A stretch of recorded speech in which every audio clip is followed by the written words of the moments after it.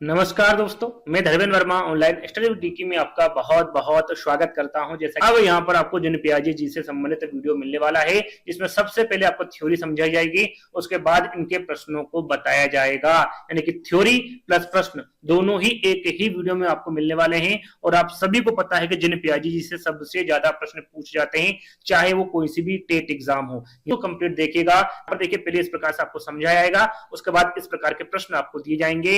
ये परीक्षा से पहले वीडियो को देख लीजिएगा, काफी हेल्प आपको मिलने वाली है। करना है वीडियो यदि आपको पसंद आता है तो अपने दोस्तों के साथ शेयर करना है, चैनल को सब्सक्राइब कर लेना है और कमेंट करके जरूर बताना है कि इस प्रकार के वीडियो आपको कैसे लगते हैं, तो ये जरूर बताएगा।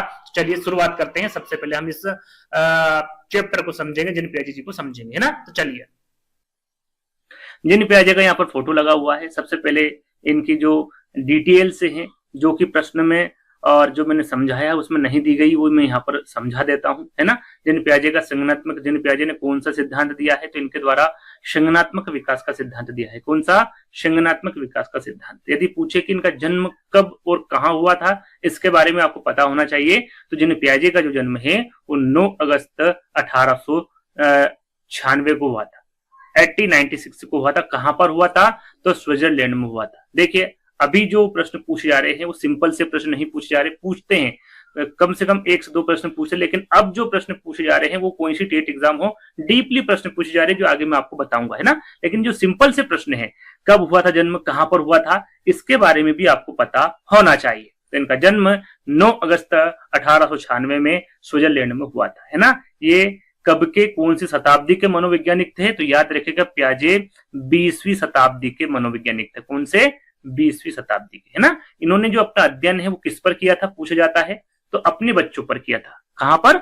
अपने बच्चों पर। अपने पुत्र लॉरेट, क्या नाम था पुत्र का? लॉरेट। और 2 पुत्रियों पर। 2 पुत्रियों के नाम भी यहां पर दे रखे हैं, ल्यूसिन एवं जैकलिन, है ना। इन पर इन्होंने अपना अध्ययन किया था। इन्हें बाल मनोविज्ञान का जनक माना जाता है। किसका? बाल मनोविज्ञान का जनक माना जाता है जिन पियाजे को, क्योंकि बाल मनोविज्ञान पर ही इन्होंने अपना प्रयोग किया था और उस पर ही अपनी स्टडी की थी, है ना। तो इन्हें बाल मनोविज्ञान का जनक भी कहा जाता है। और पियाजे ने सर्वप्रथम the language of thought of the child पुस्तक 1923 में लिखी। यहाँ पर सीधे सीधे प्रश्न पूछा जाता है एग्जाम में कि the language of thought of the child जो पुस्तक है ये किसके द्वारा लिखी गई, है ना। इस प्रकार के प्रश्न एग्जाम में पूछे जाते हैं, तो आपको पता होना चाहिए ये पियाजे के द्वारा लिखी गई थी। कब लिखी गई थी, सन पूछे तो 1923 में लिखी गई थी, है ना। इस प्रकार से प्रश्न पूछे जाते हैं, तो आपको पता होना चाहिए। चलिए, जिन पियाजे ने अपने संज्ञानात्मक विकास के लिए बच्चों का सैद्धांतिक रूप से अध्ययन किया था। कैसे किया था? सैद्धांतिक रूप से। पूछते हैं कि बच्चों का जो अध्ययन है वो जिन पियाजे द्वारा अपना जो इन्होंने संज्ञानात्मक विकास दिया था उसमें किस प्रकार का अध्ययन किया गया था, तो सैद्धांतिक रूप से अध्ययन किया गया था, है ना। जिन पियाजे का संज्ञानात्मक विकास का जो सिद्धांत, उपनाम बहुत इंपोर्टेंट है। यहाँ पर सीधा सीधा आजकल क्या हो रहा है, जो आपके एग्जाम में हो रही है उसमें सीधा सीधा प्रश्न ही पूछते हैं कि भाई संज्ञानात्मक विकास का सिद्धांत किसके द्वारा दिया गया था। यहाँ पर पूछा जाए कि विकास अवस्था सिद्धांत किसके द्वारा दिया गया था, है ना।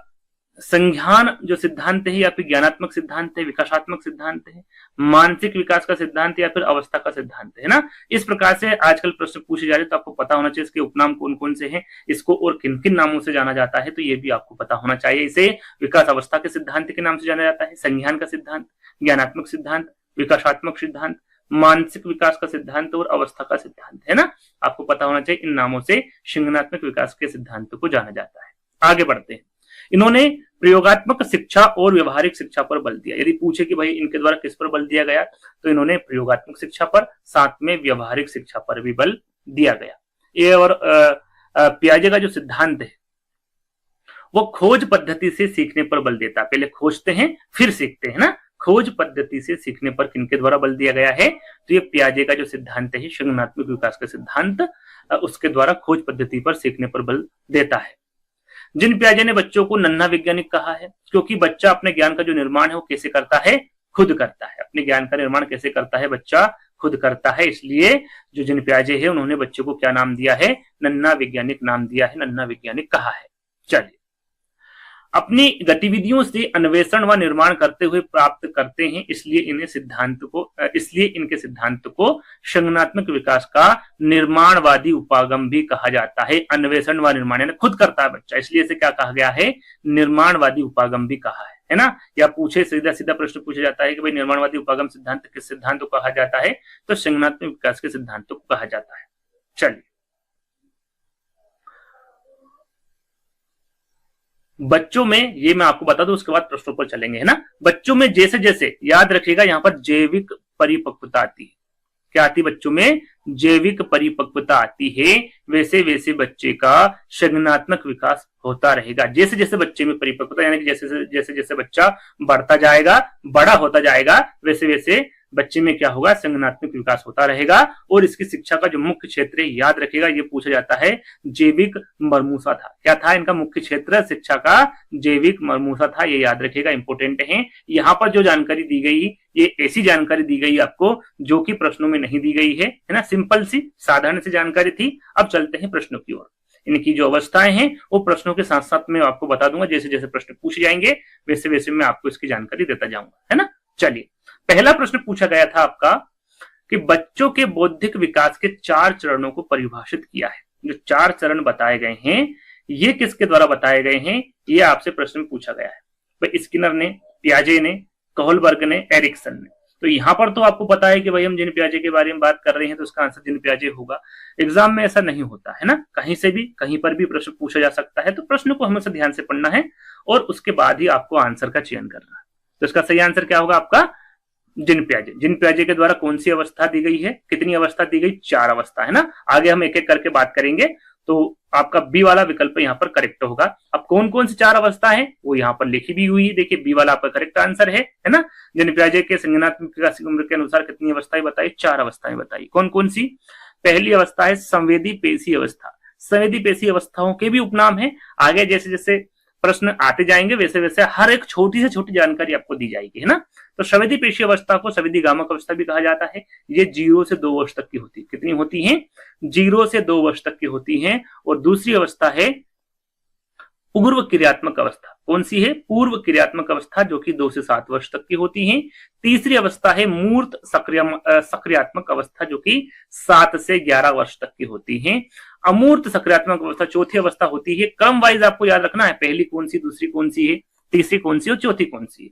तो अमूर्त सक्रियात्मक अवस्था जिसे औपचारिक सक्रियात्मक अवस्था भी कहा जाता है, इसे इसकी जो अवधि होती है वो 11 से आगे तक मान सकते हैं, है ना, या फिर 11 से 18 वर्ष, कहीं कहीं 12 भी लिखा होता है ना, 12 से 18 या फिर 11 से 18, है ना, ध्यान रखिएगा। तो चौथी अवस्था आपकी कौन सी होती है, अमूर्त सक्रियात्मक अवस्था होती है। तो क्रम वाइज आपको ध्यान रखना है, क्योंकि क्रम वाइज भी एग्जाम में प्रश्न पूछा जाता है।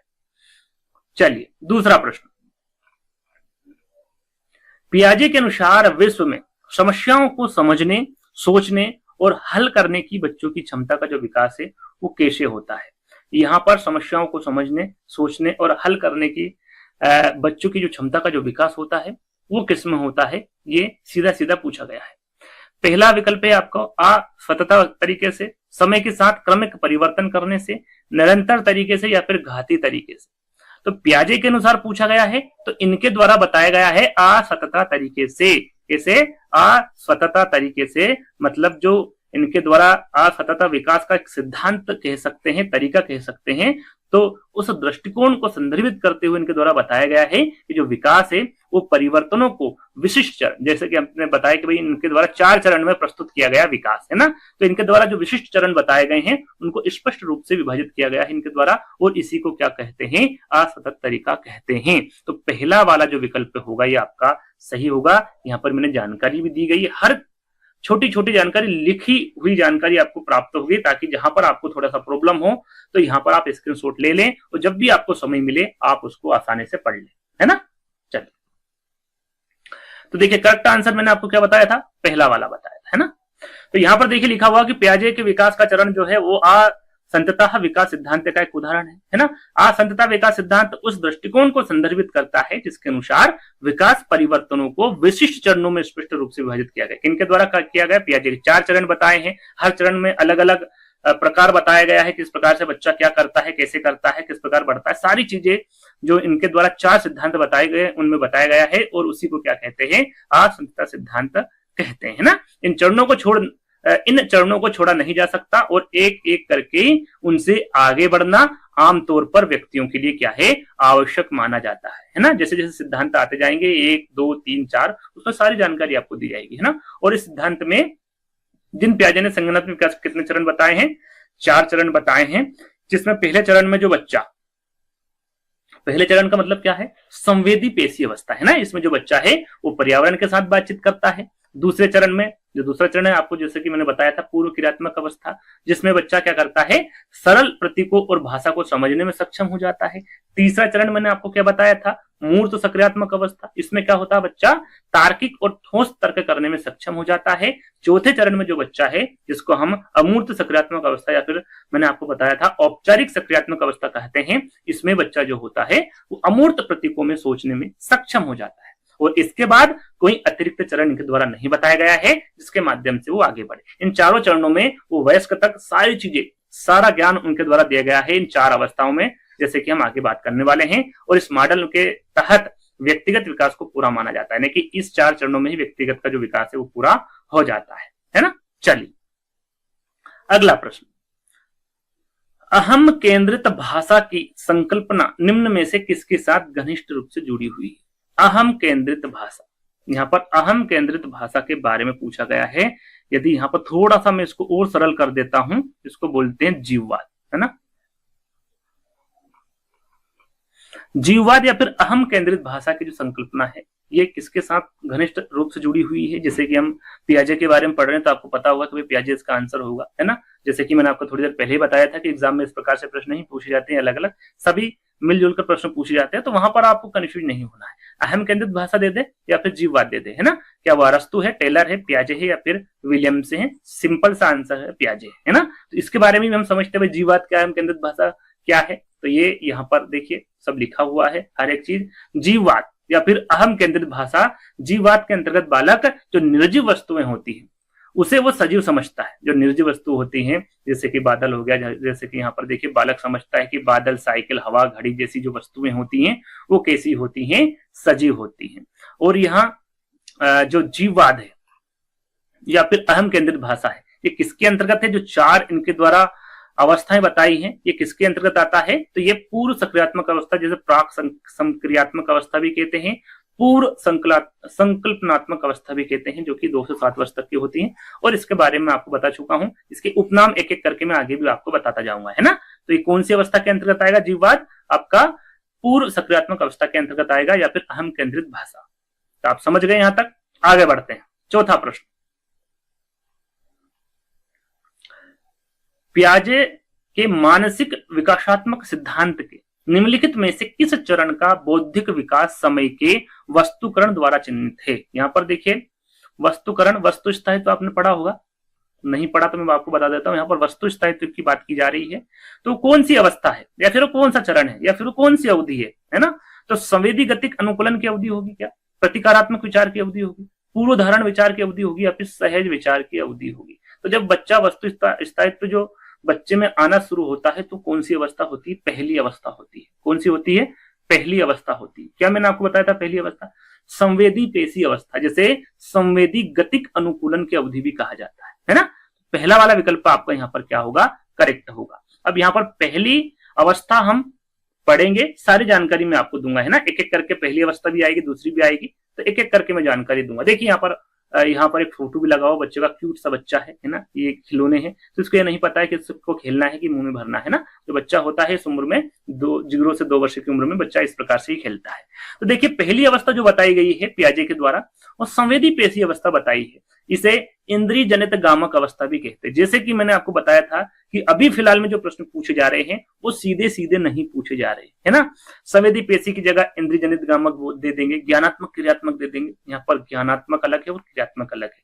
ज्ञानात्मक अवस्था, क्रियात्मक अवस्था, संवेदनात्मक अवस्था, है ना। इस प्रकार से आपके विकल्प में कोई सी भी अवस्था दे दी जाएगी और आपसे पूछा जा सकता है, तो आपको पता होना चाहिए। जैसे कि विकल्प में अभी दे दिया गया था संवेदी गतिक अनुकूलन की अवधि, तो आपको पता होगा तो आप आसानी से आंसर लगा सकते हैं। तो ये जो अवधि होती है ये कितने से कितने वर्ष तक की होती है, जो पहली अवस्था है तो 0 से 2 वर्ष तक की होती है। अब इसमें कहा क्या गया है पियाजे ने, तो भैया इनके द्वारा कहा गया है पियाजे के कि जन्म के समय शिशु बाह्य जगत के प्रति अनभिज्ञ होता है। जो बाहरी जगत होता है उससे उससे कोई मतलब नहीं होता है, उसके बारे में उसे कुछ किसी प्रकार का कुछ भी पता नहीं होता है। और धीरे धीरे आयु बढ़ने के साथ साथ अपनी ज्ञानेंद्रियों के माध्यम से वो वातावरण बाह्य जगत का ज्ञान प्राप्त करता है। किसके माध्यम से पूछ जाए तो ज्ञानेंद्रियों के माध्यम से ना। छोटी छोटी बातें हैं, ध्यान आपको रखना है।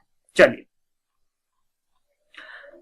और क्या कहा है भैया इस पहली अवस्था में कि वहां शिशुओं को देखकर, सुनकर, स्पर्श करके, गंध के द्वारा व स्वाद के माध्यम से ज्ञान ग्रहण करता है। जब बच्चा 0 से 2 वर्ष तक का होता है, 0 से 2 वर्ष तक की आयु में होता है, तो वो देखकर, सुनकर, स्पर्श करके जो गंध होती है उसके द्वारा स्वाद के माध्यम से ही ज्ञान प्राप्त करता है। इंद्रियों के माध्यम से वो सीखता है, जैसे कि आंख, नाक है, नाक है, कान है, त्वचा है। जैसे जैसे उसके माता पिता, दादा दादी जो घर में सदस्य होते हैं जिस प्रकार से उसको सिखाते हैं वो वैसे ही सीखता है। गामक क्रियाएं भी करता है, पकड़ना, खेलना, लिखना आदि। जैसे आप पकड़ाओगे पकड़ लेगा, खेलना है खेलने की बोलो खेल लेगा, लिखना लिख लेगा, है ना। ऐसा नहीं कि जो लिखना वही लिखेगा, कुछ भी करता रहेगा उसके हिसाब से, है ना।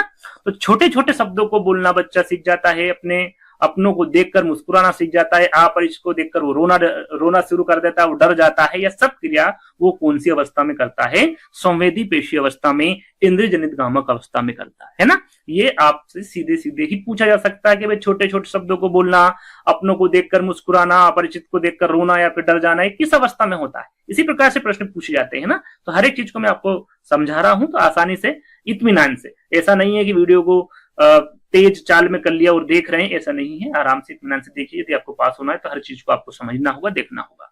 जन्म से 30 दिन की अवस्था को शिशु की प्रतिवर्त क्रियाओं की अवस्था कहा जाता है। प्रतिवर्त क्रियाएं कैसी होती है? जैसे कि अंगूठा चूसना, ये कब करता है? जन्म से 30 दिन के अंतर्गत ही बच्चा करना शुरू कर देता है। तो इस अवस्था को क्या कहते हैं? प्रतिवर्त क्रियाओं की अवस्था कहा जाता है। और इस अवस्था में बालक मात्र प्रतिवर्त क्रियाएं, जैसे कि इंग्लिश में कहें तो रिफ्लेक्स एक्टिविटीज करता है, जैसे कि अंगूठा चूसना, है ना। इस अवस्था में बच्चा प्रत्यक्षीकरण का गुण पाएगा। अप्रत्यक्ष यानी कि जो आपके सामने, यानी बच्चे के सामने होगा वही वो देख पाएगा, वही वो समझ पाएगा। अप्रत्यक्षीकरण का गुण आगे हम देखेंगे। सिर्फ और सिर्फ इसमें कौन सा गुण पाया जाता है? इस अवस्था में बच्चे का प्रत्यक्षीकरण का गुण पाया जाता है। और इस अवस्था में बच्चों के अंदर वस्तु स्थायित्व का गुण प्रदर्शित होता है। वस्तु स्थायित्व, जो बच्चे के पास में जो वस्तु होती है, स्थायित्व, वस्तु स्थायित्व का गुण प्रदर्शित होता है। किसमें? कौन सी अवस्था में? आपकी संवेदी पेशी अवस्था में, है ना। ये आगे आएगा, इसके बारे में हमें आपको डिटेल भी दे दूंगा। इस आयु में बच्चे शारीरिक रूप से वस्तुओं को पकड़ कर इधर उधर रखता है, उसे उठाता है, हिलाता डुलाता है तथा वस्तुओं को मुंह में डालकर ज्ञान प्राप्त करता है। किसी प्रकार से कर लेगा ना, उसको कोई समझ नहीं पड़ती है। उदाहरण, यदि बच्चे को भूख लगती है तो वहां रोकर अपनी प्रतिक्रिया देगा। इस अवस्था में बच्चे में चिंतन का भाव होता है, क्योंकि उसको क्या लगी होती है? भूख लगी होती है। वो रोकर रोना शुरू कर देता है, जिससे कि माँ समझ जाती है, घर पे जो सदस्य होते हैं वो समझ जाते हैं कि उसको भूख लगी है ना। चलिए, ये आपका चौथा प्रश्न कंप्लीट हो गया। अगला प्रश्न, पियाजे के अनुसार एक बच्चे की पूर्व संचालन अवस्था कब से कब तक होती है? अब यहां पर देखिए, पूर्व संचालन अवस्था दे दी। अब 4 अवस्था तो मैंने बताई नहीं भैया कि पूर्व संचालन अवस्था कौन सी होती है। तो मैंने आपको क्या बताई थी? पूर्व सक्रियात्मक अवस्था बताई थी, दूसरी अवस्था। और दूसरी अवस्था को ही क्या कहा जाता है? पूर्व संचालन अवस्था कहा जाता है। मैं इसको उपनाम भी आपको इसका आंसर देने के बाद आगे आएगा, सब बताऊंगा, है ना। तो ये इस प्रकार से आजकल प्रश्न पूछे जाते हैं, है ना। तो आपको पता होना चाहिए कि इस अवस्था को और किस नाम से जाना जाता है। तो पियाजे के अनुसार एक बच्चे की जो पूर्व संचालन अवस्था है वो कब से कब तक की होती है? पहली होती है 0 से 2 वर्ष और दूसरी होती है 2 से 7 वर्ष। कौन सी होती है? 2 से 7 वर्ष। और दूसरी अवस्था के बारे में ही पूछा गया है। तो यहाँ पर 2 से 7 वर्ष आपके बी वाले विकल्प में है और यही आपका करेक्ट आंसर होगा, है ना। चलिए, इसके बारे में जान लेते हैं, दूसरी अवस्था के बारे में। तो जब बच्चा है वो इतना बड़ा हो जाता है और अपने खिलौने से आसानी से, जिस प्रकार खिलौना होता है उसी प्रकार से वो खेलना उससे प्रारंभ कर देता है ना। तो यहाँ पर जो दूसरी अवस्था है वो पूर्व सक्रियात्मक अवस्था है। इसे प्राक संक्रियात्मक अवस्था भी कहा जाता है, इसे पूर्व संचालन अवस्था भी कहा जाता है और इसे ही पूर्व संकल्पनात्मक अवस्था भी कहा जाता है। ये इंपोर्टेंट है ना, इनको याद कर लीजिएगा आप, नहीं तो कंफ्यूज हो जाए कि भाई कौन सी अवस्था पूछी गई है ना। तो इनको इन नामों से भी जाना जाता है, आपका पूर्व सक्रियात्मक अवस्था। और ये इसकी अवधि क्या होती है? तो 2 से 7 वर्ष तक की होती है। और इस अवस्था में दूसरे के संपर्क में खिलौनों से अनुकरण के माध्यम से, अनुकरण यानी कि जैसे जैसे बच्चा दूसरों को देखता है कि भाई ये जो बच्चा है ये किस प्रकार से खेलता है, उसी प्रकार से वो बच्चा भी खेलना प्रारंभ कर देता है। दूसरों जो बच्चे होते हैं उनके संपर्क में खिलौने के अनुकरण के माध्यम से ही बच्चा सीखता है ना। एक दूसरे को देखकर बच्चा सीखता है। चलिए, और जो दूसरी अवस्था है इसे खिलौनों की आयु भी कहा जाता है, क्योंकि इस अवस्था में बच्चा खिलौनों से खेलता है और इस अवधि में बालक जोड़ घटाव गुणा भाग सीख लेता है। वो अवस्था कौन सी होती है आपकी? 2 से 7 वर्ष। 2 से 7 वर्ष तक की आराम से जो बच्चा है वो जोड़ भी लेता है, घटाव भी कर लेता है, गुणा भी कर लेता है, भाग भी सीख लेता है ना। और उसके पीछे छिपे नियमों को नहीं समझ पाता, यानी कि उसके पीछे जो नियम होते हैं उसको नहीं समझ पाता 2 से 7 वर्ष में। सिंपल से जोड़ कर लेगा, घटाव कर लेगा, गुणा कर लेगा, भाग कर लेगा। इस उम्र में बच्चों के चिंतन में पलटावी गुण नहीं होता है। पलटावी गुण नहीं होता किसमें? आपके जो दूसरी अवस्था है, पूर्व सकारात्मक अवस्था, इसमें पलटावी गुण नहीं पाया जाता है। यदि बालक को कहा जाए 2x3, पलटावी गुण का मतलब मैं आपको बताऊंगा, 2x3 मतलब 6। यदि बच्चों को बोल दिया भाई 2x3 कितने होते हैं, तो उसको आता होगा तो बता देगा। लेकिन इसको यदि पलट दिया आपने 3x2 कितने होते हैं, तो वो कंफ्यूज हो जाएगा, बच्चा नहीं बता पाएगा, है ना। तो ये जो गुण है ये आपकी जो दूसरी अवस्था है वो उसमें नहीं पाया जाता है, तीसरी अवस्था में पाया जाएगा। आगे हम बताएंगे इसके बारे में। तो ये जो पलटावी गुण नहीं पाया जाता, यदि पूछे कि भाई पलटावी गुण किस में नहीं पाया जाता है, तो पहले में तो बिल्कुल नहीं पाया जाता और दूसरे में भी ये गुण नहीं पाया जाता है। तो ये आपको याद रखना है। यदि बालक को कहा जाए 2x3 6 हुआ, तब 3x2 कितना होगा, तो वो इसका जवाब नहीं दे पाएगा। इसको बोलते हैं पलटावी गुण, है ना। तो ये इसमें नहीं पाया जाता, किसमें? दूसरी अवधि में, याद रखिएगा। चलिए आगे देखते हैं। माता पिता की आज्ञा मानना, पूछने पर नाम बताना, घर के छोटे छोटे कार्यों में मदद करना आदि जो बच्चा है वो 2 से 7 वर्ष तक की उम्र में सीख जाता है। यानी कि कौन सी उम्र होगी वो आपकी, कौन सी अवस्था होगी? पूर्व सक्रियात्मक अवस्था होगी, है ना। वहां तर्क वितर्क करने के योग्य नहीं होता है, यानी कि जो माता पिता बोलते हैं, जो घर में सदस्य होते हैं, जो जैसा वो बोलते हैं वैसा बच्चा कर लेता है, इसलिए इसे अतार्किक चिंतन की अवस्था कहते हैं। तार्किक यानी जब तर्क करने लग जाता है तो तार्किक चिंतन हो जाता है, तर्क वितर्क नहीं करता है बच्चा तो अतार्किक चिंतन हो जाता है। तो याद रखिएगा, यदि सीधा सीधा आपसे पूछे कि अतार्किक चिंतन की अवस्था कौन सी होगी, तो वो पियाजे की दूसरी अवस्था होगी, जिसका नाम है पूर्व सक्रियात्मक अवस्था, है ना। इस अवस्था में बालकों में शब्दों के प्रति समझ पैदा हो जाती है। जो शब्द होते हैं, जो बच्चा स्कूल जाता है तो उसमें जो शब्द टीचर लिखाते हैं या फिर माता पिता जो बताते हैं, उन शब्दों के प्रति समझ पैदा हो जाती है, यानी कि समझने लग जाता है बच्चा, है ना। और इस अवस्था में बालक नकल करने की प्रवृत्ति आ जाती है। नकल करने का मतलब है कि बच्चा जो साथी रहता है, जो दोस्त रहता है, जैसा वो करता है, जैसे खिलौने से खेलता है तो बच्चा भी खिलौने से खेलता है। नकल करने की प्रवृत्ति आ जाती है, किस प्रकार से खेलना है, किस प्रकार से कौन सा कार्य करना है, ये सब नकल करके वो प्राप्त करता है। चिन्ह एवं प्रतीक में अंतर भी स्पष्ट करने लगता है बच्चा 2 से 7 वर्ष तक की उम्र में, है ना। कुछ यहाँ पर मिस हो गया था तो उसको मैंने हटा दिया है ना, इसलिए ये काला काला यहाँ पर दिख रहा है। आगे बढ़ते हैं। इसमें आत्म केंद्रिता होता है। अब आत्म केंद्रिता क्या होता है?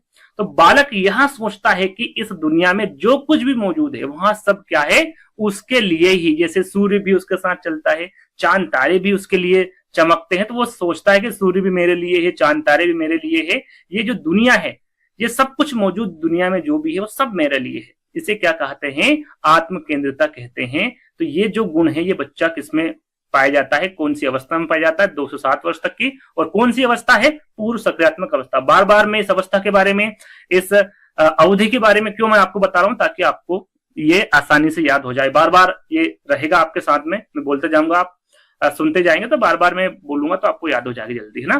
प्रतिकारात्मक सोच पाई जाती है इसमें, अनुकरणशीलता पाई जाती है आपकी इसमें, और शिशु अहमवादी होता है तथा दूसरों को कम महत्व देता है। अहमवादी यानी कि खुद में ही रहता है शिशु, है ना, और दूसरों को बहुत कम महत्व देता है। तो ये सारे गुण जो पाए जाते हैं आपके पूर्व सक्रियात्मक अवस्था में पाए जाते हैं। चलिए अगले प्रश्न की ओर चलेंगे।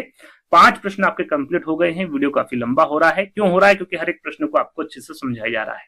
चलिए छठा प्रश्न, पियाजे के अनुसार एक बच्चे की मूर्त सक्रियात्मक अवस्था कब से कब तक होती है? हम यहाँ पर 2 अवस्था जान चुके हैं, अब यहाँ पर जानेंगे तीसरी अवस्था। कौन सी अवस्था? तीसरी अवस्था, जिसे मूर्त सक्रियात्मक अवस्था भी कहते हैं, ठोस अवस्था भी कहते हैं, स्थूल सक्रियात्मक अवस्था भी कहते हैं। ये जो 3 अवस्थाएं मैंने बताई हैं, ये आपके मूर्त सक्रियात्मक यानी जो तीसरी अवस्था वो होती है। और वो कहां से कहां तक होती है? ये आपकी पहली अवस्था होगी, ये आपकी दूसरी अवस्था हो गई, ये आपकी तीसरी अवस्था हो गई, और एक आपकी चौथी अवस्था हो गई। तो तीसरी अवस्था के बारे में पूछा गया, मूर्त सक्रियात्मक अवस्था। तो 7 से 11 जो कि यहाँ पर लिखा हुआ है ना, थोड़ा सा मैं यहाँ पर गैप देना भूल गया, यानी कम गैप हुआ, तो आंसर यहाँ पर आपके सामने है ना, 7 से 11 वर्ष। तो इसके बारे में हम जान लेते हैं। इसे ठोस सक्रियात्मक अवस्था, स्थूल सक्रियात्मक अवस्था और मूर्त सक्रियात्मक अवस्था, इन 3 नामों से जाना जाता है। तीसरी अवस्था को 7 से 12 वर्ष तक की होती है ये अवस्था। और इस अवस्था में जो बच्चा है वह मूर्त वस्तुओं के प्रति चिंतन करना आरंभ कर देता है। जैसे कि हमने दूसरे या फिर पहले में देखा था कि भाई वो अमूर्त चिंतन करता है, इसमें जो तीसरी अवस्था है उसमें मूर्त वस्तुओं के प्रति वो चिंतन करना प्रारंभ कर देता है, इसलिए इसे मूर्त चिंतन की अवस्था कहते हैं। कौन सी अवस्था कहते हैं इसे? मूर्त चिंतन की अवस्था के नाम से भी इस अवस्था को जाना जाता है। चिंतन व तर्क जो ठोस वस्तु होती है उसके आधार पर वो क्रमबद्ध हो जाता है, यानी कि जो तीसरी अवस्था होती है उसमें चिंतन व तर्क करने की जो क्रमबद्ध व्यवस्था है उसको वो पा लेता है, वो भी ठोस वस्तुओं के आधार पर, है ना। बालक के चिंतन में उत्क्रमणशीलता, पलटावी गुण आ जाता है। यदि पूछे कि पलटावी गुण कौन सी अवस्था में आता है तो तीसरी अवस्था में आता है, मूर्त सक्रियात्मक अवस्था में आता है। 3x2 पूछ लीजिए या फिर 2x3 पूछ लीजिए, बच्चा बता देगा, इसका आंसर 6 होगा, है ना। इसलिए इसे पलटावी अवस्था के नाम से भी जाना जाता है। किसको? तीसरी अवस्था को, यानी कि मूर्त सक्रियात्मक अवस्था को। बालक दिन, तारीख, समय, महीने, वर्ष बताने योग्य हो जाता है। दिन में बता देगा कौन सा दिन है, कौन सी तारीख है, कौन सा समय है, कौन सा महीना, सारी चीजें वो तीसरी अवस्था में करने लगता है, बताने लगता है। बालक लंबाई, चौड़ाई, वजन, तरल तथा तत्व के संरक्षण से संबंधित समस्याओं का समाधान भी कर लेता है, यानी कि जो पहली अवस्था में, दूसरी अवस्था में नहीं कर पाता है वो तीसरी अवस्था में आसानी से बच्चा कर लेता है। बालक अनेक तार्किक क्रियाएं करने के योग्य हो जाता है। जैसे मैंने आपको बताया था कि वो तर्क नहीं कर पाता है बच्चा दूसरी अवस्था में, लेकिन तीसरी अवस्था में बच्चा तर्क करने भी लगता है, तार्किक क्रियाएं भी करने वो लग जाता है ना। चलिए, बालक वस्तुओं के मध्य समानता, असमानता, संबंध, दूरी और विसंगताओं को समझने भी लगता है तीसरी अवस्था में। बालक उचित और अनुचित भी समझ लगता है कि भाई मेरे लिए कौन सा उचित है, क्या उचित है, क्या अनुचित है। वस्तु की लंबाई वजन के अनुसार उसको क्रम में लगा सकता है। वस्तु की लंबाई कितनी होगी, है ना, 2 फीट है, 3 फीट है, 4 फीट है, जो भी है, तो वो क्रम में लगा सकता है उसको। वजन के अनुसार भी वो क्रम में लगा सकता है। ये पहली और दूसरी अवस्था में गुण नहीं पाया जाता, बच्चे में ये समझ नहीं होती है।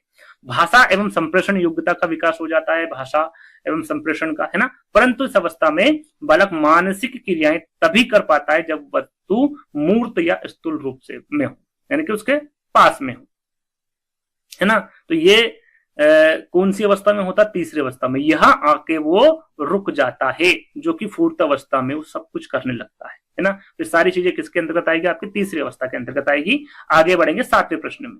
बच्चे तार्किक रूप से वस्तुओं और घटना के बारे में सोचना शुरू करते हैं। पियाजे के अनुसार यह विशेषता संज्ञानात्मक विकास के किस चरण की है? यहाँ पर देखिए, अभी मैंने तीसरा विकल्प में आपको इसके बारे में बताया था। बच्चे तार्किक रूप से वस्तुओं और घटनाओं के बारे में सोचना शुरू कर देते हैं, है ना। पियाजे के अनुसार यह विशेषता संज्ञानात्मक विकास किस चरण में? भाई संवेदी पेशी पहली अवस्था, इसमें हो नहीं सकता, बच्चा सोचने में असमर्थ होता है। पूर्व सक्रियात्मक अवस्था, इसमें भी बच्चा जो घटनाओं के बारे में सोचना शुरू नहीं करता है। कौन सी अवस्था में करता है? आपकी मूर्त सक्रियात्मक अवस्था, जो तीसरी अवस्था है उसमें करता है। तो तीसरा आपका जो विकल्प होगा वो बिल्कुल करेक्ट होगा, है ना। तार्किक रूप से वस्तुओं और घटनाओं के बारे में सोचना शुरू कर देता है तीसरी अवस्था में, मूर्त सक्रियात्मक अवस्था में। चलिए अगला प्रश्न, पियाजे की व्यक्तिगत विकास के चरणों का औपचारिक संचालन चरण, जो चौथा चरण है या फिर चौथी जो अवस्था है, उसके बारे में यहाँ पर पूछा गया है। प्रश्न को इसी प्रकार रखा गया है कि पहली अवस्था आपको याद हो जाए, फिर दूसरी हो जाए, फिर तीसरी हो जाए और चौथी हो जाए, है ना। इस प्रकार से एक एक करके प्रश्न रखे गए हैं। तो अब यहाँ पर औपचारिक संचालन चरण या फिर औपचारिक सक्रियात्मक अवस्था के बारे में पूछा गया है, जिसे अमूर्त सक्रियात्मक अवस्था भी कहते हैं, है ना। तो ये कौन सी अवस्था हो गई भाई? ये पहली अवस्था हो गई, ये दूसरी हो गई, ये तीसरी हो गई और ये चौथी हो गई। चौथी अवस्था के बारे में पूछा गया है। 12 साल से अधिक की जो अवस्था होती है वो आपकी औपचारिक संचालन चरण या फिर अमूर्त सक्रियात्मक अवस्था होती है ना, या फिर औपचारिक सक्रियात्मक अवस्था होती है। तो 4th वाला विकल्प आपका यहाँ पर करेक्ट होगा। हम इसके बारे में जान लेते हैं, संपूर्ण जानकारी देंगे आपको, है ना। तो 4th वाला विकल्प जैसा कि यहाँ पर लिखा हुआ है, और इसे अमूर्त सक्रियात्मक अवस्था भी कहते हैं, औपचारिक सक्रियात्मक अवस्था भी कहते हैं, और इसे औपचारिक संचालन चरण के नाम से भी इसे जानते हैं, है ना। और ये 12 वर्ष के बाद की अवस्था, 12 वर्ष के आगे की अवस्था, 11 वर्ष भी कहीं कहीं दे रखा होता है, तो कंफ्यूज आपको नहीं होना है। कहीं कहीं 11 से 18 दे रखा होता है, कहीं कहीं 12 से 18 दे रखा होता है। तो ये सारी अवस्थाएं किसके अंतर्गत आएगी? आपको अमूर्त या फिर औपचारिक सक्रियात्मक अवस्था के अंतर्गत आएगी, है ना। जैसे कि मूर्त चिंतन करता था बालक तीसरी अवस्था में, लेकिन यहाँ पर अमूर्त चिंतन की क्षमता का विकास हो जाता है बालक, है ना। इस अवस्था में किशोर मूर्त के साथ साथ अमूर्त चिंतन करने योग्य भी हो जाता है। किसमें? कौन सी अवस्था में? चौथी अवस्था। इसलिए इसे तार्किक चिंतन की अवस्था के नाम से जानते हैं। तार्किक चिंतन देखिए तीसरी अवस्था को नहीं कहा गया, ये याद रखेगा। दूसरी अवस्था को क्या कहा गया था? अतार्किक चिंतन, अतार्किक चिंतन के नाम से जाना जाता है। लेकिन तीसरी अवस्था को तार्किक के नाम से नहीं जाना गया। कौन सी अवस्था को जाना गया? चौथी अवस्था को तार्किक चिंतन की अवस्था के नाम से जाना जाता है। ये आपको विशेष ध्यान देना है ना। बालक में सभी प्रकार के संपत्तियों का समुच्च विकास हो जाता है ना, सारा विकास आपकी चौथी अवस्था में देखा जाएगा। इस अवस्था में बालक में परिकल्पना चिंतन पाया जाता है। चिंतन में पूर्ण क्रमबद्धता आ जाती, पूर्ण है ना, चिंतन में पूर्ण क्रमबद्धता आ जाती है। भाषा संबंधी योग्यता और संप्रेषणशीलता का विकास भी हो जाता है इसमें, जैसे कि तीसरे में तो हो ही जाता है, लेकिन इसमें संपूर्ण हो जाता है। अब सारी चिंतन करने लगता है बच्चा, स्थानांतरण की योग्यता का विकास हो जाता है। निगमन तर्क, नियम से उदाहरण का विकास हो जाता है। समस्या समाधान योग्यता का भली प्रकार से उसमें विकास हो जाता है, जैसे कि तीसरे में भी हो जाता है, लेकिन इसमें संपूर्ण तरीके से विकास हो जाता है। बालकों में विकेंद्रण पूर्णता विकसित हो जाता है। विश्लेषण, संश्लेषण, नियमीकरण तथा सूक्ष्म सिद्धांतों की स्थापना संबंधी उच्च मानसिक क्षमताओं का भी विकास आपकी चौथी अवस्था, औपचारिक सक्रियात्मक अवस्था या फिर अमूर्त सक्रियात्मक अवस्था में हो जाता है। बालक की अवलोकन क्षमता, तर्क करने की शक्ति बढ़ जाती है, सोचने विचारने की शक्ति बढ़ जाती है, कल्पना करने की शक्ति का प्रयोग आदि के आधार पर निष्कर्ष निकालने की पर्याप्त क्षमता का विकास आपके चौथी अवस्था में हो जाता है बालक की, जो कि 11 या 12 वर्ष से अधिक की जो अवधि होती है उसमें बच्चा सारी चीजें करने लग जाता है, उसको सारी समझ प्राप्त हो जाती है। चलिए 9वां प्रश्न, यहां तक 8वें प्रश्न तक आपके जो 4 अवस्थाएं थी या फिर 4 चरण थे वो कंप्लीट हो चुके हैं। अब 9वां प्रश्न, संज्ञानात्मक विकास के सिद्धांत में किसने विकास के 4 चरणों अर्थात संवेदी पेशी अवस्था, पूर्व सक्रियात्मक अवस्था, मूर्त सक्रियात्मक अवस्था और अमूर्त सक्रियात्मक अवस्था का प्रस्ताव रखा? सरल सा प्रश्न है, सभी को पता है, जेन पियाजे के द्वारा ये चारों अवस्थाएं दी गई है। चारों अवस्थाओं को मैं बता भी चुका हूं। चलिए, जेन पियाजे के अनुसार भाषा और विचार के बीच संबंध का सिद्धांत क्या? पियाजे ने भाषा और विचार के बीच का संबंध क्या बताया है? सिद्धांत के अनुसार आपको बताना, विचार भाषा निर्धारित करता है, भाषा विचार को निर्धारित करता है। विचार और भाषा स्वतंत्र प्रक्रिया है जब तक कि बच्चा 2 वर्ष का ना हो, या फिर भाषा और विचार सहज प्रस्ताव क्या है? तो यहां पर सही आंसर आपका क्या होगा? देखिए, दिन पियाजे के अनुसार भाषा और विचार के बीच का जो संबंध है या फिर सिद्धांत के अनुसार इनके द्वारा कहा गया है, जो विचार है वो भाषा निर्धारित करता है, ना कि भाषा विचार को निर्धारित करती। क्या है? जो विचार है वो भाषा को निर्धारित करता है ना। तो आपका जो पहला वाला विकल्प होगा ये बिल्कुल करेक्ट होगा। इसके बारे में मैंने आपको बताया भी है नीचे, जैसे कि यहाँ पर देखिए, पियाजे ने माना है कि संज्ञानात्मक विकास भाषा से स्वतंत्र है ना, और विचार भाषा को क्या करता है? निर्धारित करता है। विचार क्या करता है? भाषा को निर्धारित करता है। पियाजे के अनुसार विचार पहले उभरते हैं, यानी कि पहले विचार आते हैं बच्चों में, उसके बाद भाषा माध्यम प्रदान करती है, जिसके द्वारा बाद में अवधारणाओं और वैचारिक सोच को आगे बढ़ाया जाता है। वहां इस बात पर जोर देते हैं कि विचार न केवल भाषा को निर्धारित करते हैं बल्कि उसे बेहतर भी बनाते हैं। कौन? विचार। तो याद रखिएगा, विचार भाषा निर्धारित करते हैं, ना कि भाषा विचार को निर्धारित करती है ना। तो यहां पर आपका जो पहला वाला विकल्प है वो करेक्ट है। चलिए, अगला प्रश्न और सरल सा प्रश्न है, पियाजे के सिद्धांत में संवेदिक पेशी चरण कौन सी अवधि होती है? पहला, संवेदी पेशी अवस्था के बारे में पूछा गया, पहली अवस्था के बारे में पूछा गया है। फटाफट पहले आंसर आपको देना है। मैं 4 विकल्प पढ़ू, जब तक आंसर देना कमेंट के माध्यम से। 1 वर्ष से 3, 2 से 4, जन्म से 2 वर्ष या फिर जन्म से 4 वर्ष। फटाफट आंसर दीजिए, इसका क्या होगा? इसका सही आंसर होगा आपका जन्म से 2 वर्ष, जैसे कि मैंने आपको पहले भी बताया है ना। चलिए, तीसरा अगला प्रश्न है आपका, पियाजे ने रिक्त स्थान को मौजूदा संज्ञानात्मक स्कीमा में नई जानकारी को फिट करने की संज्ञानात्मक प्रक्रिया के रूप में परिभाषित किया है। क्या वो समावेशन को मौजूदा संज्ञानात्मक स्कीमा में नई जानकारी को फिट करने के लिए किया गया है, या अहम भाव को, समंजन को, या फिर वंशागति? तो यहां पर सही आंसर होगा आपका समावेशन। क्या होगा? समावेशन या फिर समावेश, है ना। पियाजे ने समावेश को मौजूदा संज्ञानात्मक स्कीमा में नई जानकारी को फिट करने की संज्ञानात्मक प्रक्रिया के रूप में परिभाषित किया है। तो आप समावेशन को समझने के लिए सबसे पहले अनुकूलन को समझना होगा। भाई, अनुकूलन की प्रक्रिया में 2 उपक्रियाएं बताई गई। कितनी? 2 उपक्रियाएं। यहां पर देख लेते हैं, यहां से लिखने से अच्छा है कि मैं आपको यहीं नीचे समझा दूं, है ना। ये लिखा हुआ सारी चीजें यहां पर लिखी हुई है। देखिए, क्या आया था हमारे विकल्प में? समावेश आया था, है ना। अब यहाँ पर देखिए अनुकूलन की प्रक्रिया के दो उपक्रियाएं बताई गई है। पहला है आपका आत्मसातकरण और दूसरा है समायोजन। देखिए आत्मसातकरण को आत्मीकरण भी कहते हैं, समावेशन भी कहते हैं, समावेश भी कहते हैं और समावेशीकरण भी कहते हैं। ये चारों नाम आपको अच्छे से याद कर लेना है, क्योंकि यहाँ पर जरूरी नहीं कि समावेश विकल्प में दे दे, आत्मसात भी दे सकते हैं, आत्मीकरण भी दे सकते हैं, समावेशीकरण या फिर समावेशन भी दे सकते हैं ना। दूसरा आपका उपक्रिया है अनुकूलन की समायोजन, जिसे हम व्यवस्थापन भी कहते हैं, समष्टि समाविष्टीकरण भी कहते हैं और स्थायीकरण भी कहते हैं। तो ये चारों जो है समायोजन के नाम है तीनों, है ना, या कह सकते हैं कि इनके उपनाम है, तो इनके बारे में भी आपको पता होना चाहिए, याद कर लीजिएगा।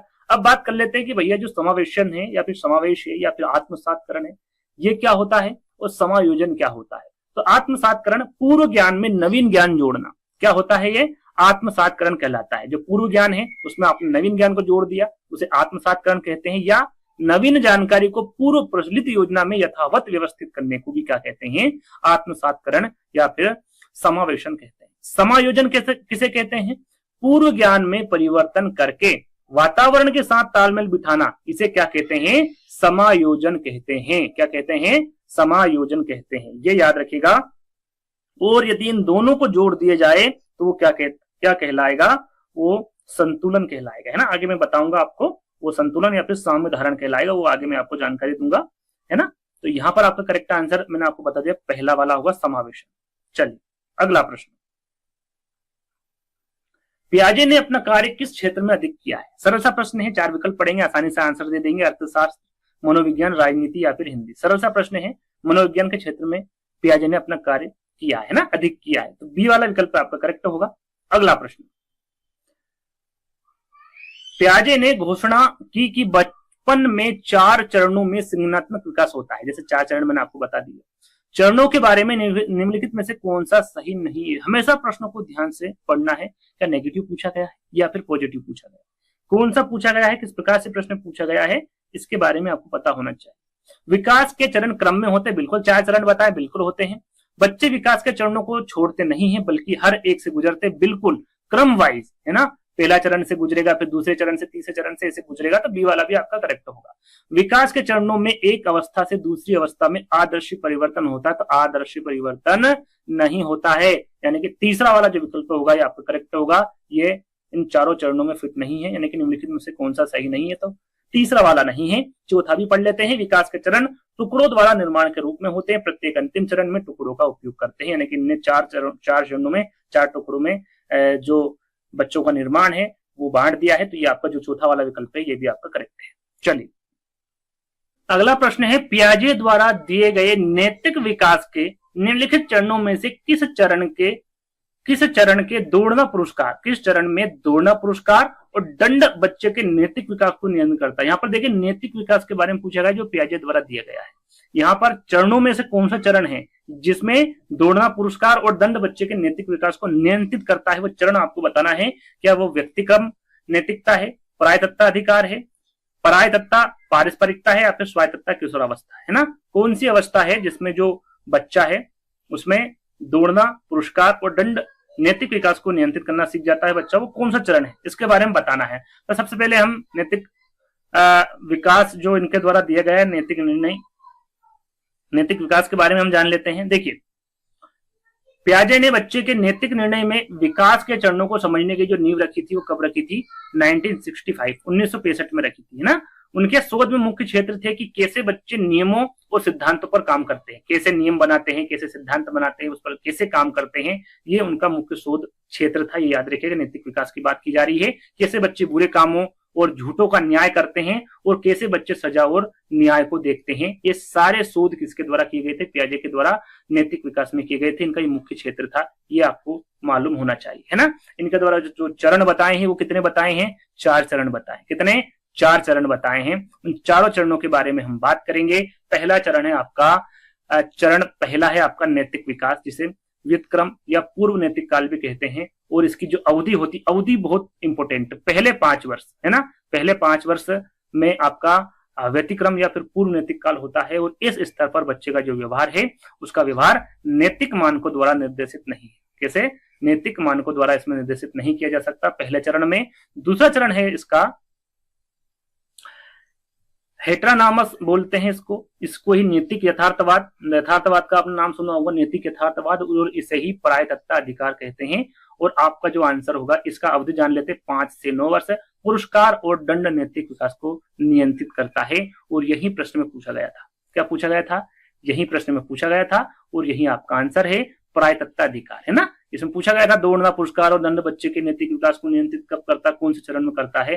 तो दूसरा चरण है, जो कि आपका परायतत्ता अधिकार, जिसे नैतिक यथार्थवाद, जिसे हेटेरोनॉमस कहते हैं, ना, जो दूसरा इनका चरण है, दूसरा भाग है।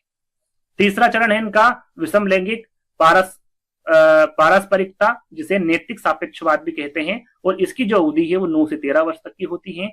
और इस चरण को पारस्परिकता द्वारा नियंत्रित किया जाता है, जिसका तात्पर्य है हमें दूसरों के साथ ऐसा नहीं करना चाहिए जो हमारे लिए अपमानजनक होगा। इसमें 9 से 13 वर्ष की उम्र में बच्चा ये करना सीख जाता है। चौथा है स्वायत्तता किशोरावस्था, जो इसकी अवधि होती है 13 से 18 वर्ष की। इस स्तर पर व्यक्ति अपने व्यवहार के लिए पूरी तरह से जिम्मेदार होता है। जो व्यवहार करता है दूसरों के प्रति, उसकी सारी जिम्मेदारी उसकी होती है, और वो उसका उत्तरदायी होता है। ये हो गए आपके 4th चरण, यानी 4 चरण कंप्लीट हो गए। हर एक चरण के बारे में आपको बता दिया कौन से चरण में क्या होता है, और ये पियाजे का नैतिक विकास के बारे में जानकारी है, तो ये आपको पता होना चाहिए, है ना। अगला प्रश्न, पियाजे के अनुसार जब बालक औपचारिक क्रियात्मक अवस्था में होता है, जब उपरोक्त में से किसका परिचय देना उचित होता है? औपचारिक क्रियात्मक अवस्था कौन सी होती है?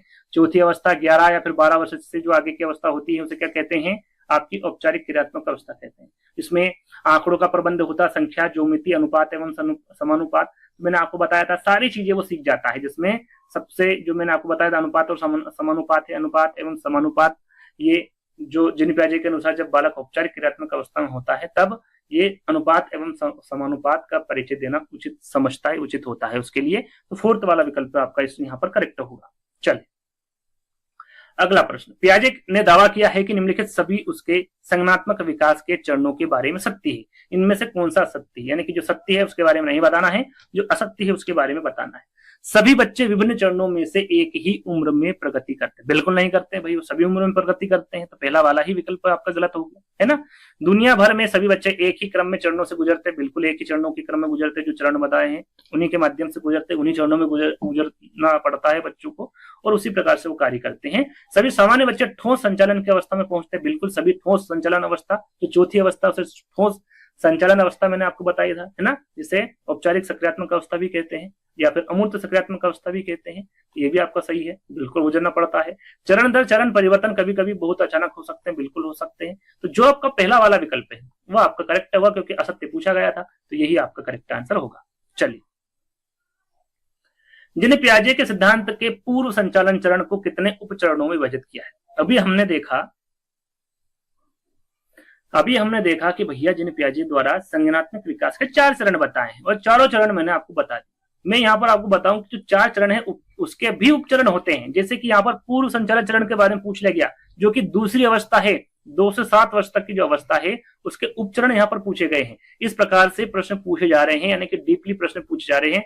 अब सिंपल से नहीं पूछते हैं कि इसकी उम्र क्या होगी, है ना, इसका जो पहली अवस्था है, ये पूछते हैं, लेकिन बहुत कम पूछते हैं ना, कि जो पहली अवस्था उसकी उम्र जो अवधि होगी वो कितने से कितने वर्ष तक की होती है। ये सिंपल से प्रश्न बहुत कम पूछे जाते हैं, 1-2 प्रश्न दे देंगे, लेकिन इस प्रकार के प्रश्न पूछे जाते हैं कि भाई पूर्व संचालन चरण को इसके कितने उपचरण हैं, क्या 1 है, 2 है, 3 है या फिर 4 है? तो मैं आपको बता दूं 2 चरण है। कितने हैं? 2 चरण है। पहला है प्रतिकारात्मक कार्य, और दूसरा है सहज विचार। जैसे कि यहाँ पर मैंने लिखा भी हुआ है कि भाई सबसे पहले ये दूसरी अवस्था है, दूसरा चरण है पूर्व सक्रियात्मक अवस्था, जिसे प्राक सक्रियात्मक अवस्था, पूर्व संचालन अवस्था या पूर्व संकल्पनात्मक अवस्था कहते हैं, जो 2 से 7 वर्ष तक की होती हैं। और पूर्व संचालन चरण के 2 उपचरण होते हैं। कितने? 2 उपचरण होते हैं। पहला होता है प्रतिकारात्मक कार्य, जो कि टोटल होते हैं आपके 2 से 7 में 2 से 4 वर्ष की आयु प्रतिकारात्मक कार्य, प्रतिकारात्मक खेल के लीजिए, है ना, उसके चले जाएंगे। और सहज विचार 4 से 7 वर्ष की आयु होती है ना। सहज विचार की उम्र पूछे 4 से 7 है, और प्रतिकारात्मक कार्य की पूछे तो वो 2 से 4 है। ये आपको पता होना चाहिए। चलिए आगे बात करेंगे। 19वां प्रश्न, जिन पियाजे का कहना है कि संज्ञानात्मक विकास के अगले चरण में आंदोलन के लिए अनुभव के साथ बातचीत के कुछ हद तक परिपक्वता आवश्यक है, इसका अर्थ है, जैसे कि मैंने आपको बताया था जैसे कि सबसे पहले मैंने आपको समझाया था जिन पियाजे के बारे में। जो लास्ट विकल्प मैंने आपको समझाया था, या कह लीजिए जो मैंने एक एक करके आपको बिंदु समझाए थे, जिसमें लास्ट जो बिंदु है उसी के बारे में यहाँ पर पूछा गया। यदि आपने ध्यान से सुना होगा, ध्यान से देखा होगा, समझा होगा, तो यहाँ पर आसानी से आप आंसर लगा सकते हैं, है ना। क्या वो समावेशन होगा, समायोजन होगा, जैविक परिपक्वता होगा, या फिर शारीरिक अनुभव होगा। यहाँ पर जिन पियाजे का कहना है कि संज्ञानात्मक विकास के अगले चरण में आंदोलन के लिए अनुभव के साथ बातचीत में कुछ हद तक परिपक्वता आवश्यक है, इसका अर्थ है जैविक परिपक्वता। जैसा कि मैंने बताया था, लास्ट का आप जो बिंदु है वो देख लीजिएगा, आपको समझ में आ जाएगा। तीसरा वाला विकल्प आपका करेक्ट होगा, है ना। जैसे जैसे बच्चा बड़ा होता जाता है उसमें परिपक्वता आती जाती है। अगला प्रश्न, पियाजे की बौद्धिक अवस्था की किस अवस्था को पूर्व संकल्पनात्मक अवस्था के नाम से भी जाना जाता है। जैसे कि मैंने आपको बताया था, इनके सबके उपनाम बताए थे, यदि आपको ध्यान होगा तो, है ना। पूर्व संकल्पनात्मक अवस्था के बारे में पूछा गया। जैसे कि अभी मैंने आपको बताया था, कौन सी अवस्था है, दूसरी अवस्था है, 2 से 7 वर्ष तक की अवस्था है। इसे वो किस नाम से जाना जाता है भाई, संवेदी प्रेरक अवधि, ये तो पहली अवस्था है। पूर्व परिचालन अवधि, औपचारिक संचालन अवधि, ये तो चौथी अवस्था है। ठोस संचालन, ये भी चौथी अवस्था है। पूर्व परिचालन अवधि, है ना, पूर्व आ गया, ये भी पूर्व संकल्पनात्मक। यदि ऐसे समझ नहीं आए तो ऐसे समझ लीजिएगा, है ना। पूर्व परिचालन अवधि के नाम से इसे जाना जाता है। तो बी वाला विकल्प आपका करेक्ट होगा। पियाजे के अनुसार जब एक बच्चे के मौजूदा स्कीमा यहां समझाने में सक्षम होते हैं कि वहां अपने आसपास क्या देख सकता है, तो वहां किस अवस्था में कहा जाएगा। यहाँ पर स्कीमा के बारे में बात करेंगे। सबसे पहले आंसर जान लेते हैं। नई स्थिति, संतुलन, असंतुलन, भ्रम की स्थिति। जैसा कि मैंने आपको बताया था, जैसे पहले इसका आंसर जान लेते हैं। पियाजे के अनुसार जब एक बच्चे के मौजूदा स्कीमा यहां समझाने में सक्षम होते हैं कि वह अपने आसपास क्या देख सकता है, तो वहां किस अवस्था में कहा जाएगा, तो संतुलन अवस्था में कहा जाएगा। और संतुलन अवस्था के अंतर्गत आपके मैंने बताया था कि आत्मसातकरण और समायोजन, इन दोनों का मेल जब होता है वो संतुलन कहलाता है। और आगे हम बात करेंगे, यहाँ पर लिखा भी हुआ, बी वाला विकल्प करेक्ट होगा, जैसे कि संतुलन। साम्य धारण, आंसर मैंने आपको बता दिया है। इसके द्वारा बच्चा आत्मसातकरण और समायोजन की प्रक्रियाओं के बीच संतुलन कायम कर देता है। आत्मसातकरण और समायोजन, इन दोनों के बीच का जो संतुलन है वो कायम करता है ना। जिसे क्या कहते हैं, संतुलन कहता है। आत्मसातकरण मैंने आपको बता दिया, समायोजन बता दिया था कि पूर्व ज्ञान में नवीन ज्ञान जोड़ना, इसे आत्मसातकरण कहते हैं या फिर ये कहलाता है। पूर्व ज्ञान में परिवर्तन करके वातावरण के साथ तालमेल बिठाना, इसे समायोजन कहते हैं ना। दोनों बातें मैंने आपको क्लियर कर दी थी, है ना। चलिए अगला प्रश्न, निम्नलिखित में से कौन सा विकल्प पियाजे और वाइगोत्स्की के विकासात्मक सिद्धांतों के बीच एक महत्वपूर्ण परिप्रेक्ष्य का अंतर है। वाइगोत्स्की और पियाजे के बीच का अंतर आपको बताना है। एक बच्चे की सक्रिय शिक्षार्थी होने पर जोर देना नहीं है, रचनात्मक के विकासात्मक परिप्रेक्ष्य में विश्वास होना, दोनों के बीच अंतर बताना है आपको, है ना। संज्ञानात्मक विकास और उसकी व्यक्तिकता पर ध्यान केंद्रित करना, ये भी नहीं है। संज्ञानात्मक विकास के साथ सामाजिक संपर्क का जुड़ाव होना, बिल्कुल। देखिए पियाजे द्वारा कौन सा सिद्धांत दिया गया, संज्ञानात्मक विकास का सिद्धांत। वाइगोत्स्की किससे जुड़े हैं, सामाजिकता से जुड़े हैं, है ना। तो यहाँ पर जो फोर्थ वाला विकल्प है ये आपका सही होगा। संज्ञानात्मक विकास के साथ सामाजिक संपर्क का जुड़ाव होना, ये जिन पियाजे और वाइगोत्स्की के विकासात्मक सिद्धांतों के बीच एक महत्वपूर्ण परिप्रेक्ष्य अंतर है। फोर्थ वाला विकल्प आपका सही होगा। अगला प्रश्न, पियाजे से पहले लोगों में इस बात को मानने की अधिक संभावना थी कि पियाजे से पहले की बात की जा रही है कि लोगों में किस बात को मानने की अधिक संभावना थी। बच्चे का दिमाग वयस्क दिमाग का एक लघु मॉडल होता है। बच्चे दुनिया के बारे में वयस्कों की तुलना में बिल्कुल अलग तरीके से सोचते हैं। बच्चे का दिमाग कई चरणों में विकसित होता है और बच्चे अपने अनुभवों की व्याख्या अपने वर्तमान समझ के अनुसार करते हैं। ये पियाजे से पहले की बात की जा रही है। तो बच्चे का जो दिमाग है वो वयस्कों का एक लघु छोटा मॉडल होता है ना, ये संभावना अधिक थी जिन पियाजे से पहले। तो पहला वाला जो विकल्प है ये आपका करेक्ट होगा। अगला प्रश्न, पियाजे के अनुसार वस्तु स्थायित्व को किस रूप में भी जाना जाता है। वस्तु स्थायित्व के बारे में मैंने आपको बात की थी। ये पहली अवस्था जो संवेदी पेशी अवस्था है उसमें बच्चा वस्तु स्थायित्व करना सीख जाता है। जैसे कि मैंने आपको बताया था वो पहली अवस्था है जो कि 0 से 2 वर्ष, जन्म से 2 वर्ष तक की होती है ये अवस्था। इसमें दृष्टि से बाहर होता है, समझ से बाहर होता है, दोनों दृष्टि से बाहर और दिमाग से बाहर, ना तो दृष्टि से बाहर और ना ही दिमाग से बाहर। वस्तु स्थायित्व किस रूप में जाना जाता है, तो वस्तु स्थायित्व को ना दोनों दृष्टि से बाहर और दिमाग से बाहर, दोनों, है ना। दोनों का मतलब दृष्टि से भी बाहर और दिमाग से भी बाहर। आगे हम जानेंगे इसको। देखिए वस्तु स्थायित्व कैसे कहते हैं। तो वस्तु स्थायित्व जिससे यहाँ पता चलता है कोई वस्तु मौजूद है, भले ही उसे देखा या छुआ ना जा सके। जो बच्चा है उसको पता है कि भाई ये मौजूद है वस्तु, लेकिन उसे भले ही वो देख नहीं पा रहा है या फिर उसको छुआ ना जा सके, है ना, तो वो क्या होगा, दोनों हो जाएगी भैया, वो दृष्टि से भी बाहर हो जाएगी और दिमाग से भी बाहर हो जाएगी, है ना। तो ये वस्तु स्थायित्व का दूसरा रूप है। या फिर कह सकते हैं कि वस्तु स्थायित्व की अवधारणा को समझने से बच्चों को यह समझ विकसित होती कि वस्तु को तब भी अस्तित्व में रहता है, तब भी अस्तित्व में रहता है जब उसे हम देख या फिर छू नहीं सकते, या फिर देखा और छुआ नहीं जा सकता, है ना। तो यहाँ पर वस्तु स्थायित्व का आप मतलब समझ ही गए होंगे। आगे हम बढ़ेंगे अगले प्रश्न की ओर। पियाजे के अनुसार अमूर्त प्रस्थापनाओं के बारे में तार्किक रूप से सोचने की क्षमता इस अवस्था का सूचक है। अमूर्त जहां पर आ जाए, मैंने आपको बताया था, क्या बताया था भैया, संचालन के पूर्व में के विचार है, ठोस संचालन है, औपचारिक संचालन है, या फिर सेंसरी मोटर इंटेलिजेंस, क्या है, कौन सा सही होगा आंसर? औपचारिक संचालन होगा, जाहिर सी बात है ना। तीसरा वाला विकल्प आपका सही होगा यहाँ पर। चलिए अगला प्रश्न।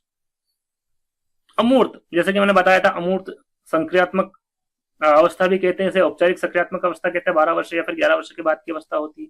बालक में अमूर्त चिंतन की क्षमता का विकास होता है और इस अवस्था में किशोर मूर्त के साथ साथ अमूर्त चिंतन करने के योग्य भी हो जाता है, इसलिए तार्किक चिंतन की अवस्था कहते हैं, जैसे कि मैंने आपको बताया था। और जैसा कि प्रश्न में पूछा गया, तार्किक रूप से सोचने की क्षमता ये आपकी औपचारिक संचालन अवस्था में होता है ना। निम्नलिखित में से कौन सा निहितार्थ पियाजे के संज्ञानात्मक विकास के सिद्धांत से नहीं लिया जा सकता? संज्ञानात्मक विकास के सिद्धांत से कौन सा निहितार्थ नहीं लिया जा सकता, ये पूछा गया है। सीखने के लिए बच्चों की तत्परता के प्रति संवेदनशीलता बिल्कुल ले सकते हैं। व्यक्तिगत मतभेदों की स्वीकृति बिल्कुल ले सकते हैं। अन्वेषण अधिगम बिल्कुल ले सकते हैं, इसके बारे में मैंने बताया था। मौखिक शिक्षण की आवश्यकता आप नहीं ले सकते, है ना। फोर्थ वाला विकल्प यहाँ पर करेक्ट होगा। अगला प्रश्न है, पियाजे के अनुसार जैसे जैसे बच्चा बड़ा होता जाता है उसके स्कीमा पर क्या असर पड़ता है? जो स्कीमा होता है क्या होता है उसके बारे में हम बताएंगे आपको।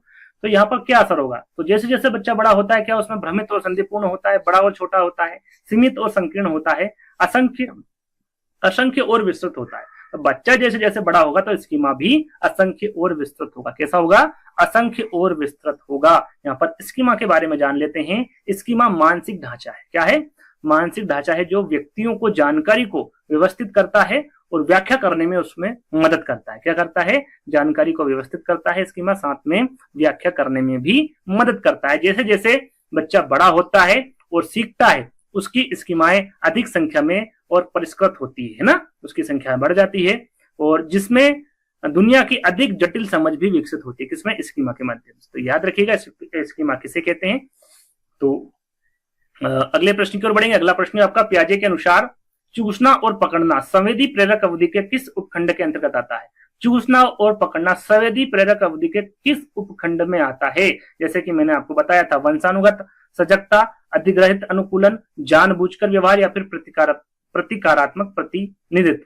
तो यहाँ पर संवेदी प्रेरक अवधि के हम यहाँ पर जो अवस्था है उसके बारे में जान लेते हैं। यहाँ पर आंसर भी मैं वही दूंगा, पहले आंसर दे देते हैं। इसका आंसर क्या होगा आपका? वंशानुगत सजगता होगी। क्या होगी? वंशानुगत सजगता। क्यों होगी? क्योंकि इसके उपखंड बताए गए। उपखंड कितने बताए गए हैं? संवेदी प्रेरक काल के या फिर संवेदी प्रेरक अवस्था के। जैसे कि मैंने बताया था कि यहाँ पर जो 4 अवस्थाएं बताई उसके भी उपखंड होते हैं। तो यहाँ पर जो पहली अवस्था है जो कि जन्म से 0 से 2 वर्ष तक की जो अवस्था होती है उसके 6 उप अवस्थाएं बताई गई है शिशु की। कितनी? 6 उप अवस्थाएं। कौन कौन सी? पहले चरण में पहला है वंशानुगत सजगता। क्या है? वंशानुगत सजगता है जो कि 1 से 0 माह की होती है ना। ये आपका उपचरण पहला हो गया। उपचरण 2 हो गया आपका प्राथमिक परिपत्र प्रक्रिया, 4 से 1 महीना हो गया। उपचरण द्वितीयक परिपत्र प्रक्रिया 8 से 4 महीने का हो गया। उपचरण 4 द्वितीयक वृत्ति अभिक्रियाओं का समन्वय 12 से 8 महीना। उपचरण 5 में तृतीयक परिपत्र प्रतिक्रियाएं 18 से 12 महीना। उपचरण 6, कितने उपचरण बताए? 6। और छठा उपचरण है आपका प्रतिनिधि विचार की शुरुआत जो कि 24 से 18 महीना। अब यहाँ पर पूछा गया है, देखिए मैं एक एक करके बताता, 6 के बारे में बताता तो काफी समय लग जाता। तो पूछा जो गया है उसी के बारे में बताऊंगा, यानी कि यहाँ पर पूछा गया वंशानुगत सजगता के बारे में और ये आपका पहला चरण है। तो वंशानुगत सजगता में क्या होता है? इसमें नवजात शिशु अपनी दुनिया के बारे में अपनी वंशानुगत सजगता से के इस्तेमाल से सीखते हैं, जैसे कि चूसना और पकड़ना, है ना। चूसना और पकड़ना के बारे में ही विकल्प में पूछा गया था, तो आपका सही आंसर क्या होगा, आपका वंशानुगत सजगता होगा। ये 6 चरण एक स्क्रीनशॉट ले लीजिएगा, इनको याद रख लीजिएगा, पढ़ लीजिएगा, है ना। इनके बारे में कहीं पर भी किसी भी प्रकार से प्रश्न पूछा जा सकता है। जैसे कि आगे आएगा एक प्रश्न आएगा जिसमें इनमें से पूछा जाएगा कि भाई संवेदी प्रेरक कार्य की कौन सी एक अवस्था उप अवस्था है ना, तो वो आपको बताना होगा या फिर नहीं होगा। इस प्रकार से प्रश्न पूछ, जैसे कि आ गया प्रश्न वही आ गया, देखिए प्रतिवर्त, प्राथमिक, द्वितीयक, तृतीयक व्रती प्रतिक्रियाएं, आरंभिक प्रतिनिधित्व विचार पियाजे के सिद्धांत के किस चरण के उपचरण है। जैसे कि मैंने आपको बताया था कौन से हैं, ज्ञानेन्द्रीय चरण या फिर संवेदी प्रेरक। 4 विकल्प पढ़ने की आवश्यकता नहीं है, अभी हमने इसके बारे में जाना। पहला वाला विकल्प आपका सही हुआ, संवेदी प्रेरक चरण या फिर ज्ञानेन्द्रीय चरण, है ना। तो पहला वाला विकल्प आपका सही होगा। चलिए, ये आपका यहाँ पर 30 प्रश्न थे इस वीडियो में, जैसा कि शायद मैंने शुरू में बताया नहीं था। टोटल कितने प्रश्न थे, 30 प्रश्न। इसके तौर पर एक प्रश्न दे रहा हूं जिसका आंसर आपको 30 लिखकर आंसर देना है कि भाई ए बुद्धि है, बी रचना है, सी आपका मनोवृत्ति है या फिर डी बोध है ना। जिन पियाजे के अनुसार सक्रियात्मक बौद्धिकता का सक्रिय पहलू कौन सा है, ये आपको कमेंट्स के माध्यम से इस प्रकार से आंसर देना है, कौन सा होगा, है ना। तो ये आपके द्वारा आंसर देना है कमेंट्स के माध्यम से, तो सभी दीजिएगा जो वीडियो ये देख रहे हैं। तो आज का वीडियो आपको कैसा लगा, आई होप आपको पसंद आया होगा। पसंद आया तो आपको क्या करना है, वीडियो को लाइक करना है, शेयर करना है, चैनल को सब्सक्राइब कर लेना है, अपने दोस्तों के साथ शेयर कर देना है। जो तो सभी को शेयर कर दीजिएगा, वीडियो को लाइक कर दीजिएगा, चैनल को सब्सक्राइब कर लीजिएगा। जल्द ही दोस्तों एक नई वीडियो के साथ मिलेंगे, जब तक के लिए धन्यवाद।